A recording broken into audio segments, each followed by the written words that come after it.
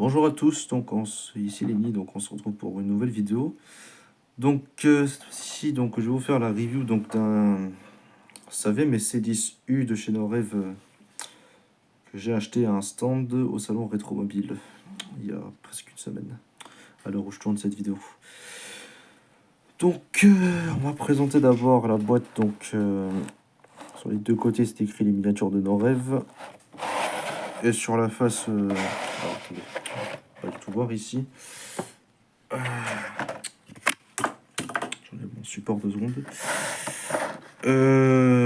Alors, autobus C10U. De même ici. Alors, on a ici l'étiquette, autobus Saviem numéro 98, série G. Alors, sous la boîte, ça se présente comme ceci. Échelle 1,43e, marque déposée. Made in France, fabriqué en France. Et là, on a donc ce qui semble être une ancienne adresse. Ancienne adresse de Norev, à mon avis. Alors, on a ici les différentes anciennes gammes Norev de l'époque. Mini Jet, Jet Car, Maxi Jet et miniature en plastique qui deviendra plus tard la gamme Plastigam, autrement dit. Norev, c'est le champion des voitures miniatures. Quel slogan. On note ici une date de sortie de production aussi. Apparemment, il aurait quitté la date de production, qu'il aurait quitté la production le 19 mars 1977. On va l'ouvrir justement pour voir la miniature un peu plus en détail. Le socle, voilà. Voilà comment il se présente. Commencer la face de droite, on retrouve ici d'abord des roues qui sont en gomme. À savoir qu'il s'agit des premières versions. Les deuxième version aura des roues entièrement en plastique, ainsi que des portes blanches, au lieu des portes en noir comme ici. Alors on a ici un levier. Alors ce levier il sert normalement pour ouvrir les portes. Alors je vais pas forcer, c'est pour éviter de péter le mécanisme. Alors voilà. Faut savoir que les portes ici n'étaient pas du tout indépendantes en fait. Ça fait que ça actionnait les deux portes en même temps. Alors l'intérieur, on va voir de plus près. Alors c'est un aménagement intérieur assez simple, hein, comme vous pouvez remarquer. Alors, ensuite on note des bandeaux aussi, 73 Hôtel de Ville, Palais Royal, Concorde Étoile, Neuilly, Courbevoie, Puteaux.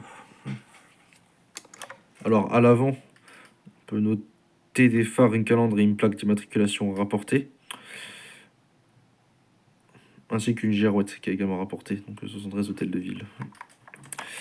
Alors, de profil, ça se présente comme ceci. 73 Hôtel de Ville, Palais Royal, c'est exactement la même chose que de l'autre côté, je veux dire. Et à l'arrière, on a Gamon des Feux et une plaque d'immatriculation rapportée, ainsi qu'un... Normalement, on est censé mettre un numéro de ligne, mais visiblement, ici, c'est écrit 257. Alors, on peut noter qu'ils ont gravé également des cadres pubs aussi. On en a ici. On a un à l'arrière qui est marquable ici. Alors, le dessous, ça se présente comme ceci.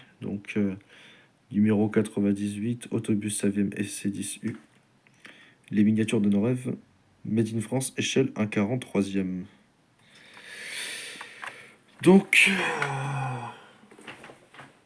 Ensuite, qu'est-ce que j'ai d'autre? Alors ensuite, en termes de dimension, on va pas faire la comparaison avec un bus un peu plus récent. Là,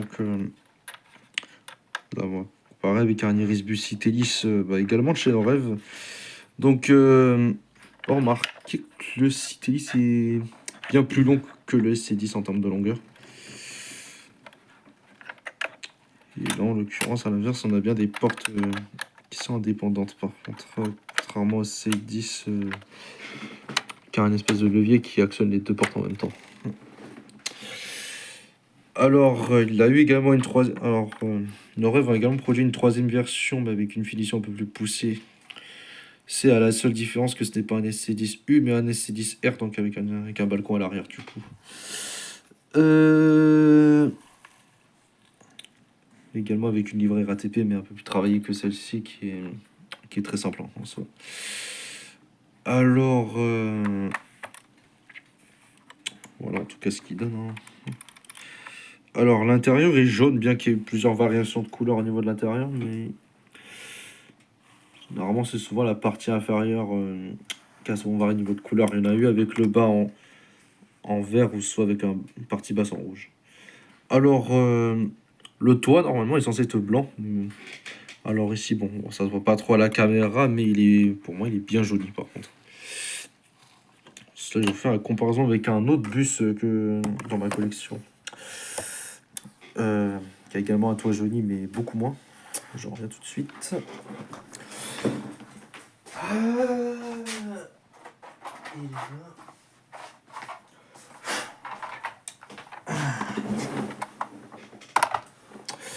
Alors là, ça se voit pas trop, mais la différence, le jaunissement. Alors, je remarque de plus près. Donc ici, j'ai pris un O405 GN pour faire la comparaison. Disons, mais comme un autre bus miniature assez. Alors, ce véhicule, du coup, donc un SAV MC10, donc un bus assez typique des années 60, 70, j'ai envie de dire.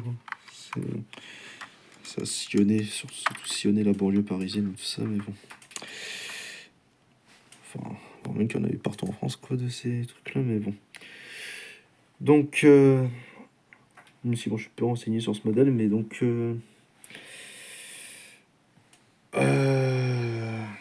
Bon, ça c'était juste pour comparer un autre bus qui avait un toit et enfin, qui est beaucoup moins joli, je veux dire, en termes de. Alors, du coup, qu'est-ce que j'ai à dire? Donc, si ce véhicule, du coup, donc